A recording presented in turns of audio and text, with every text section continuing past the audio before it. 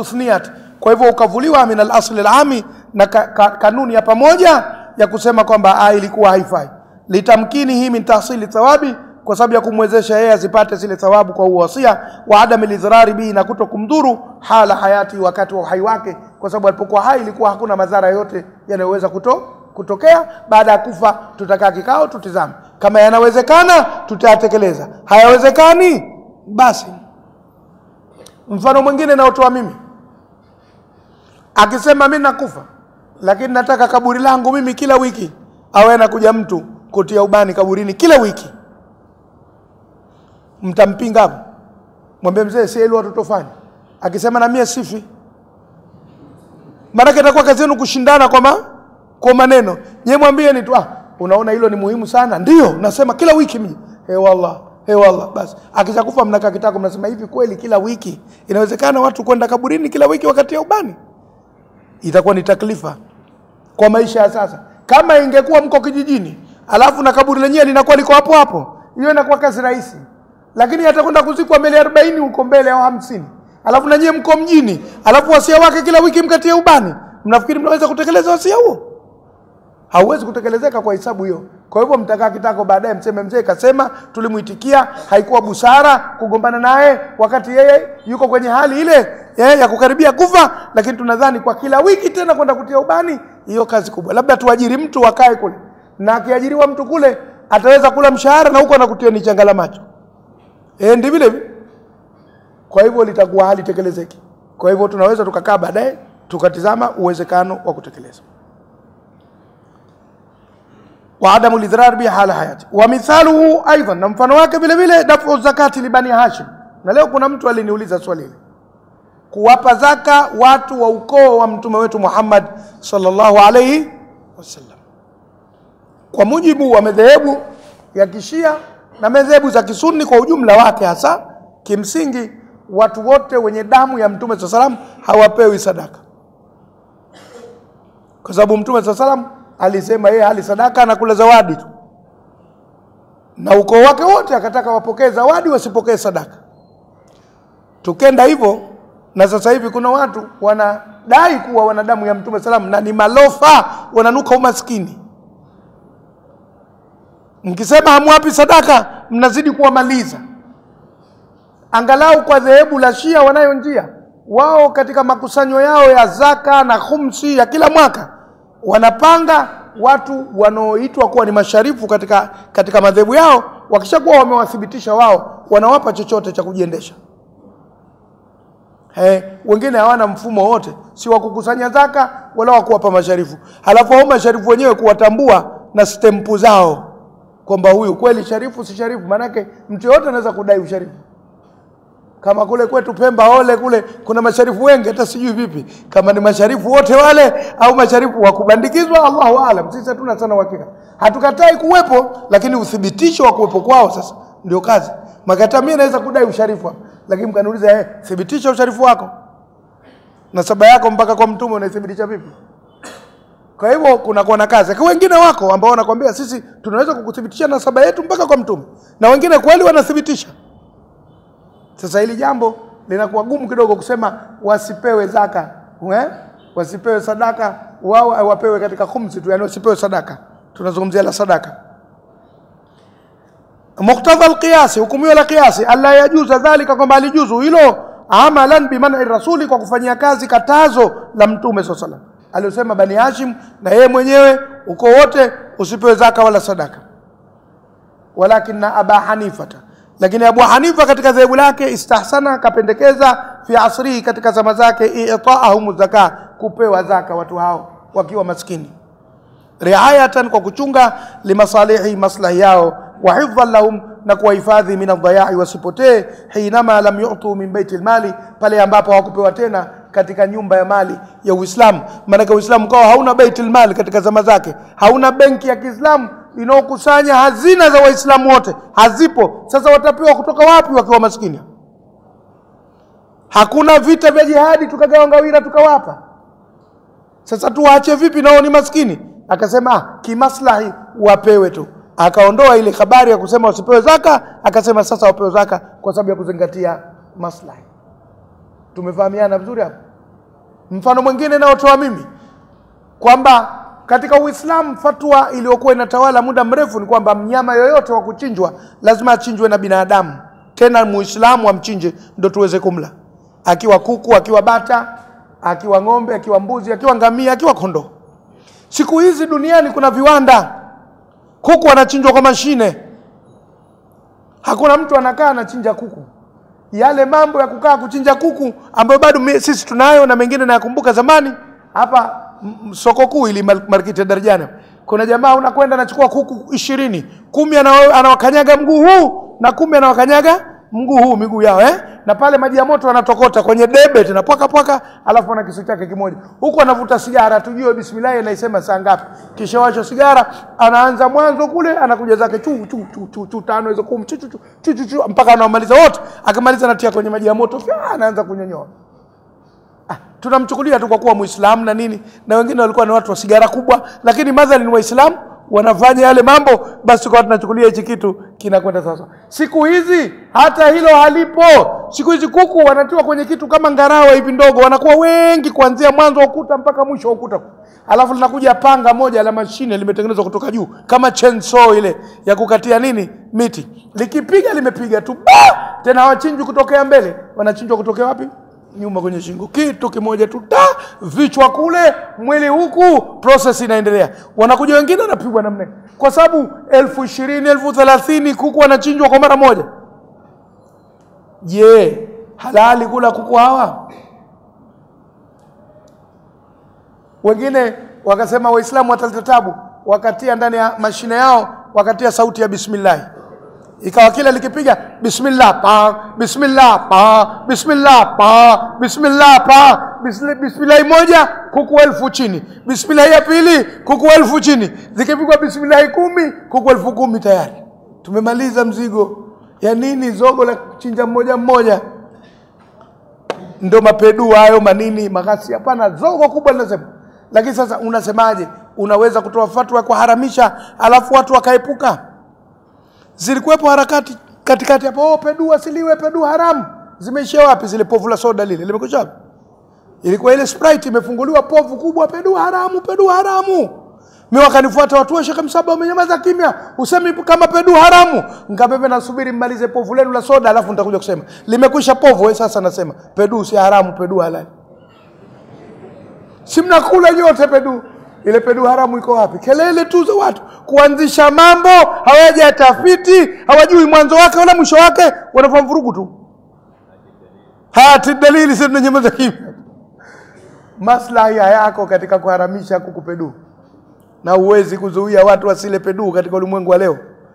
Utapiga kelele mpaka utachoka, pedu ataendelea kuliwa na wewe macho yanakutoka. Ndio hivyo. Zamu mlango wa istiasani upo. Asi watu wakitafuta la kusema watasema. Wariati masaimu hifdhan min adhaya'i hina ma lam yu'tu min albayt min bayt almal, pale ambapo hawajapewa katika baitul mal.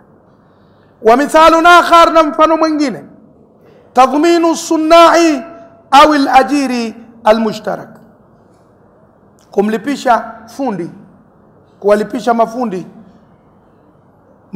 kuwalipisha.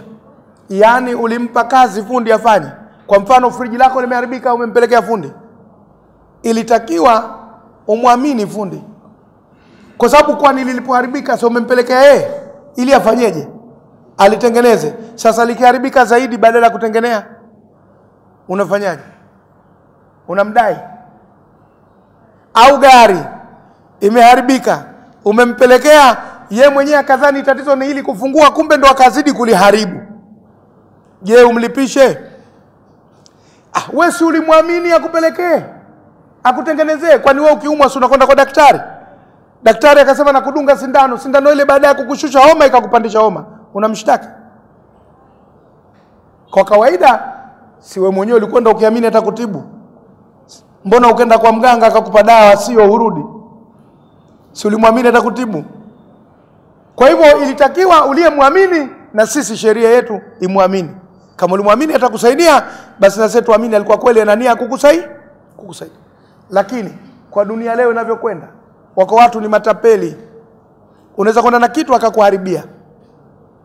Tena wakati mwingine Inawezekana kabisa mnashindana kibiashara wewe na mwenzio, alafu chombo chako wewe kikaharibika, ukampelekea fundi, kumbe yule fundi ni jamaa yake yule mwenzako mnaoshi ndani, akasema ndo hapa akaliharibu lile bwana. Kwa hivyo kwa sababu dunia imeharibika na watu wamekuwa hawaaminiki, tunasema fundi akikiharibu kitu itabidi akilipe. Kimsingi litakiwa tusimlipishe, kwa sababu wewe ulimwamini atakutengenezea. Akisema bahati mbaya ukubali bahati mbaya. Lakini kwa dunia leo ilivyo, inapendekezwa na wanazuoni mpaka atoe hoja kwa nini kashindwa na kwa nini kikiharibika, inabidi akutengenezee au alipe zile gharama za kuharibika kwa njia istihsan. Tumefahamiana? Labda tutoe mfano huu utafahamika mara moja. Umekwenda kwa kinyozi, imekaribia Idi, umetaka azinyoe nywele zako vizuri asitengeneze, alafu wewe mtu mzima akakukata panki au akakutengeneza kiduku cha yule jamaa wa Korea. Itabidi urudi tena sasa, ama akuweke sawa au akulipe gharama za kwenda kwa mtu mwingine akakuweka sawa. Kama gharama hizo utazitia mfukoni, utembee na kiduku sikukuu nzima, itakuwa shauri yako wewe. Kwa sababu sio madhumuni kukuharibu, madhumuni kukutengeneza. Kwa hivyo kimaslahi tutasema yule fundi lazima naye alipishwe. Tumefahamiana katika masuala ya istihsani, ndio inakwenda namna kama hiyo. Fa inal qiyas yaqtadi, kwani qiyasi kilikuwa kinahukumia biadami tadhmini, kutokumlipisha, lianahum, kwa sababu wao biaqdi alijara, kwa mkataba wa kukodisha, umanau, wameaminika. Wal aminu, na muaminiwa, lazimanu, halipi taarifa kilichoharibika kilichotilifu, illa bitaaddi, labda kwa kufanya uadui, kuvuka mipaka, au taksiri, au kufanya uzembe, fil hifdhi, katika kukihifadhi. Kwa hivyo kimsingi ilikuwa asilipishwe, lakini kwa dunia leo tunapokwenda nayo tunachukua hukumu ya kuwalipisha, kwa sababu wanaweza wengine wakafanya unyambi. Neno jingine la ndani la Kiswahili, wanaweza wakafanya nini? Unyambi, wakafanya uhuni. Kwa hivyo bora kuweka hii sheria ya kuwalipisha. Walakin alistihsana, lakini kupendekeza, yaktadhi, kuna hukumia bitadhmini, kuwalipisha, illa, isipokuwa fil halaki, katika kuangamia kitu, biquwwatin qahira, kwa nguvu kubwa zisizowezekana. Kwa mfano kimetokea kimbunga au nyumba imebomoka, quwwatin qahira, nguvu ambazo zinazidi uwezo wa kila mtu, au mtaa umeripuka moto na duka lake liko hapo kwenye container au kitu gani. Haya ni mambo ambayo yanakuwa ni majanga. Kwenye majanga humlipishi, lakini katika hali ya kawaida, madhali ulimwamini, utafanyaje? Utamlipisha. Tumeelewana?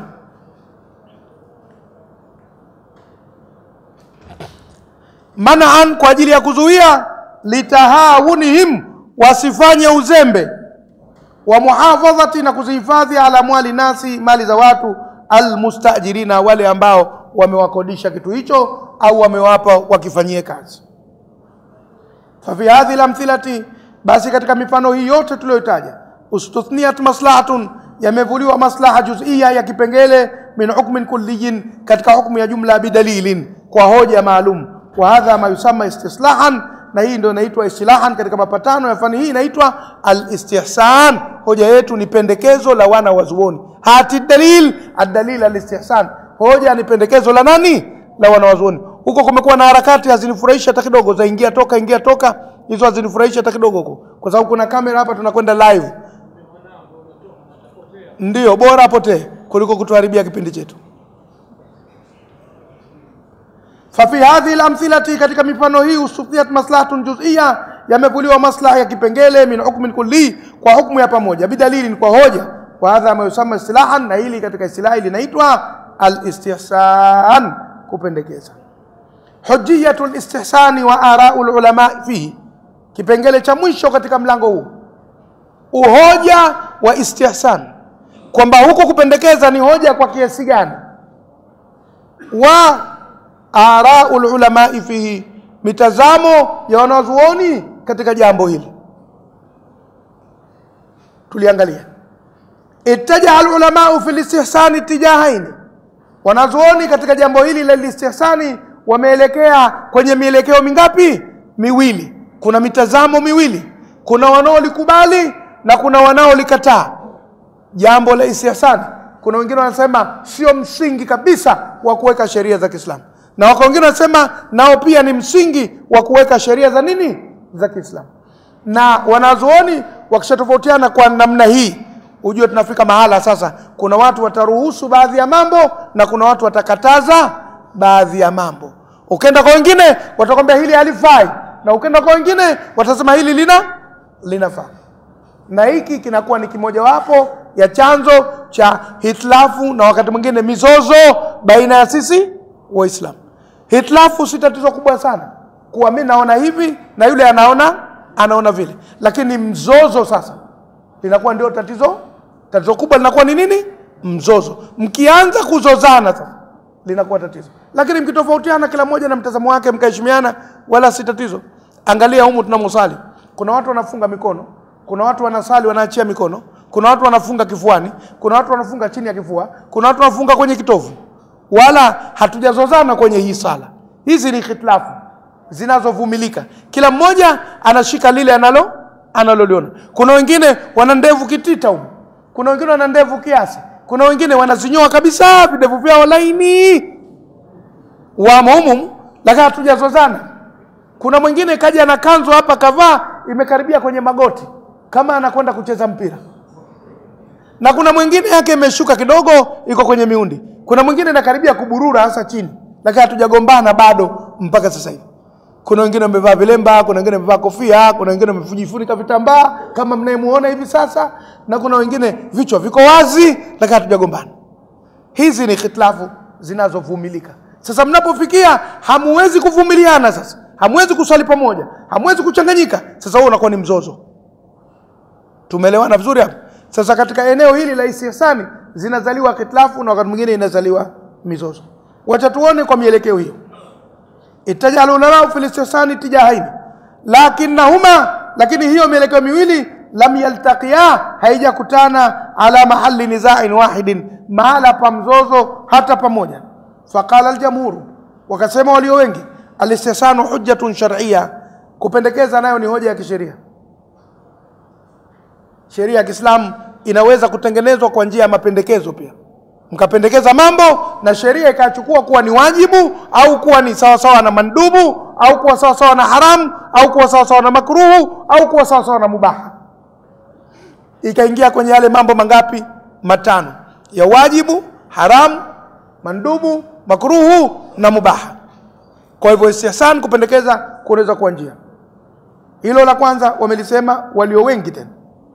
Waqala Shafi'iyya, na wakasema Mashafi'i, watu wanaomfuata al-Imam Ash-Shafi'i rahimahullahu ta'ala, wa Shia, na Mashia, wa Dhahiriya, na watu wa dhahiri wanaochukua mambo juu juu bila kuangalia ndani.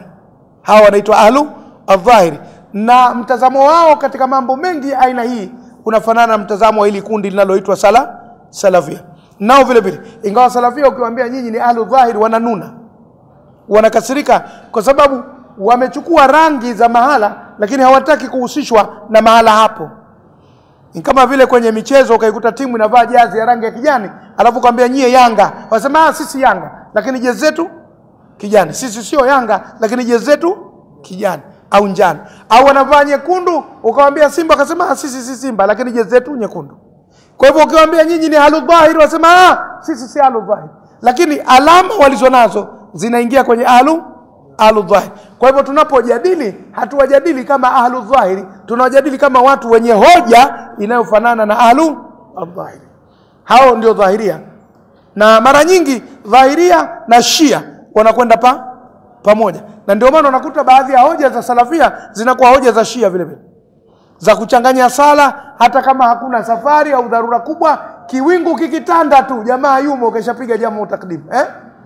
Akijisikia baridi tu, kesha ipiga jamu takdim. Akiona tu mama watoto kakaa vibaya, akitoka kwenda kusalilisha mambo yataharibika, anapiga jamu takdim.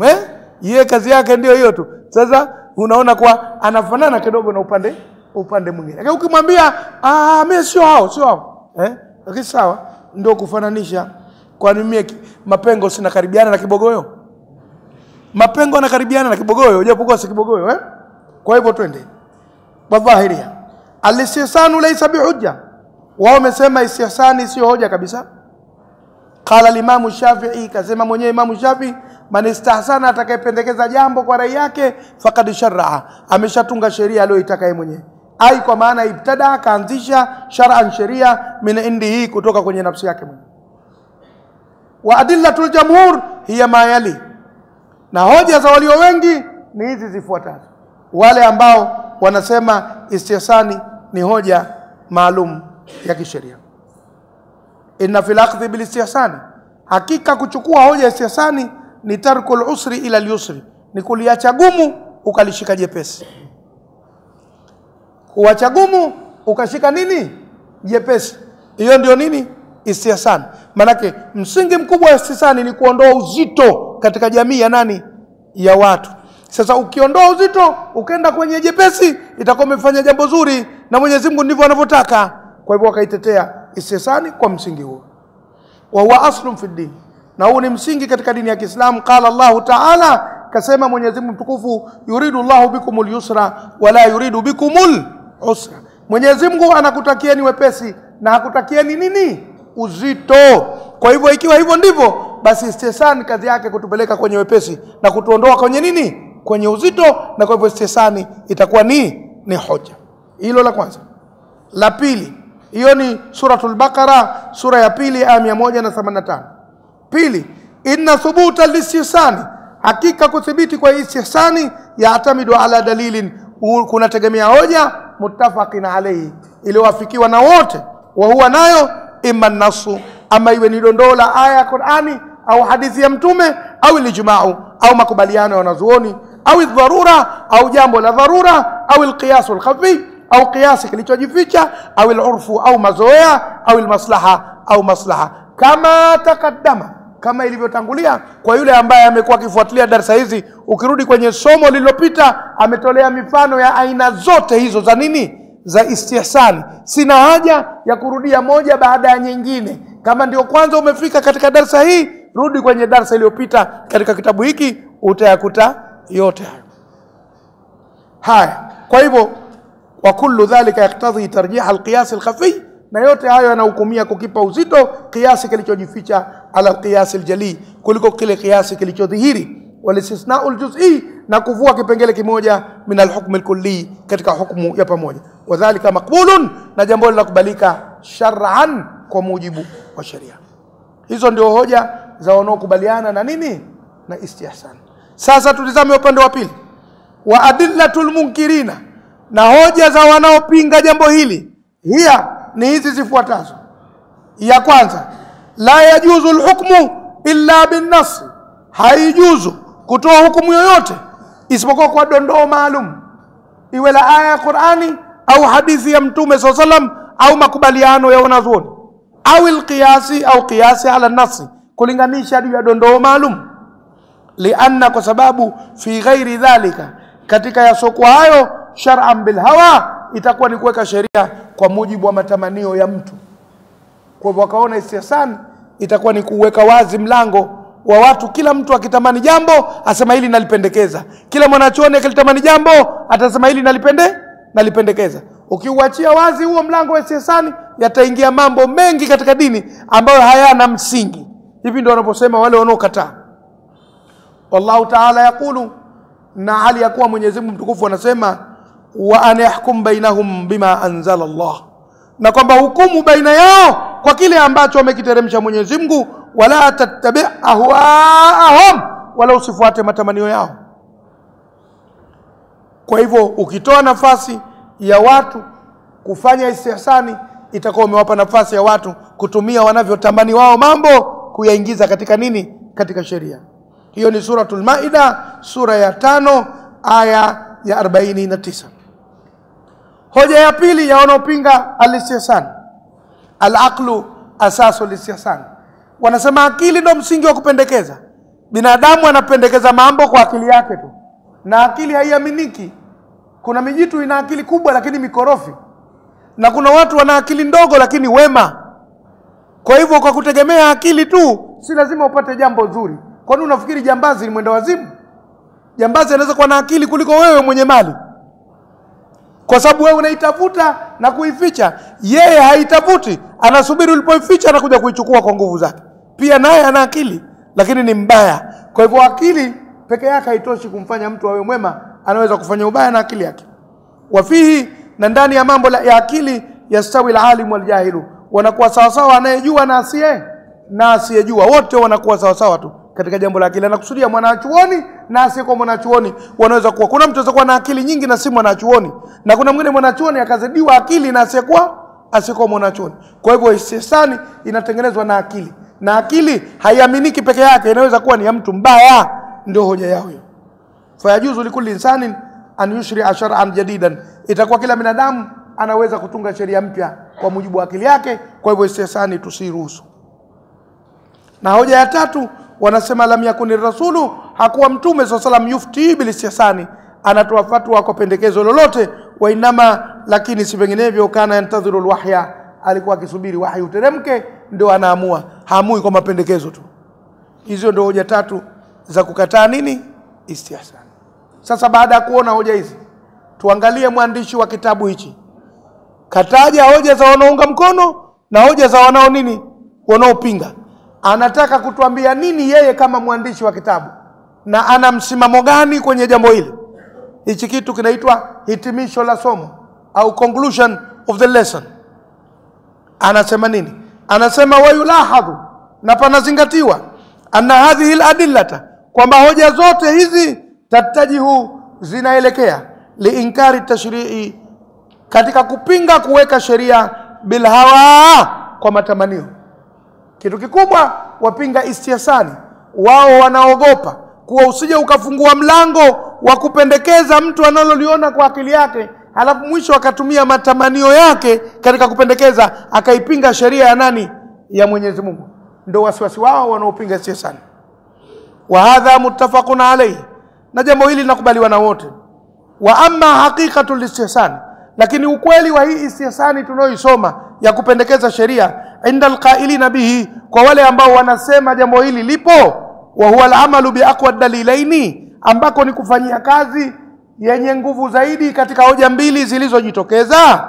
Fala majala lilkhilafi fihi, hakuna uwanja wa kuzozana ndani yake.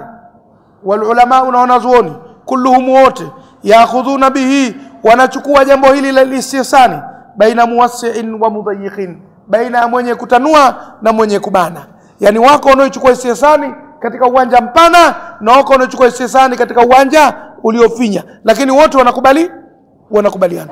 Labda nitoe mfano, kama vile mna shughuli ya harusi alafu ikaletwa halua, watu wote watakula halua mathalan waliopo hapo, kama hakuna mtu mwenye shida ya sukari, lakini yuko atakayekula halua kidogo na yuko atakayekula halua nyingi. Kama mimi nitakula nyingi, lakini kama watu wazima atakula kidogo kwa sababu anaogopa nini? Sukari. Kahawa hali kadhalika, unataka kupeleka kahawa mahala, mtu akanywa kikombe kimoja akasema basi, mwingine akanywa vikombe 6. Kwa hivyo ni swala kwamba wote wanatumia, lakini kuna anayetumia sana na kuna anayetumia kidogo. Sasa istihsani, anasema mwenye kitabu hiki, wanazuoni wote wa Kiislamu wanaitumia, lakini kuna ambao wanaitumia kidogo sana na kuna ambao wanaitumia katika mlango mpana. Ndio maana wale wanaotumia katika mlango mpana wanafanya mambo mengi yanaleta migogoro kwa hawa ambao wanaitumia katika mlango mdogo sana, lakini wote wanaitumia. Illa, isipokuwa analisihsana fil haqiqati, kwamba istihsani katika jambo la ukweli, la yuaddu masdaran mustaqillan, haiwezi kuhesabiwa kuwa ni msingi unaojitegemea. Istihsani si hoja yenye nguvu ya kujitegemea, ni hoja ambayo inatakiwa ipatikane hoja nyingine alafu hii ikae juu yake. Umenielewa? Ni kama vile kachumbari kwenye pilau. Haiwezekani umealikwa mahala alafu inakuja sinia kachumbari alafu pilau ikaja kwenye kisahani cha chai. Usema sasa ndio nini? Lakini pilau inakuja kwenye sinia alafu kachumbari inakuja kwenye kibakuli. Kwa hivyo istihsani ni kachumbari, haiwezi kuwa ndio lishe kuu.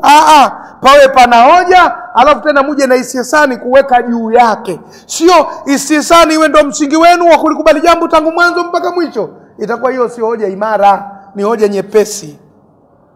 Tumefahamiana vizuri hapo? Kwa hivyo istihsani ina top up over the argument, inakaa juu sasa ya ile hoja yenyewe. Ishakuwepo hoja, alafu juu ya yote kuna pendekezo juu yake. Lakini isiwe ndio msingi wako wa utetezi na mjadala umesimama kwenye istihsan. Istihsan si hoja yenye nguvu kiasi hicho.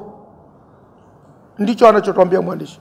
Wa inama huwa amalun raji'un lilqiyasi, ni kukifanyia kazi kiasi kilichopata nguvu.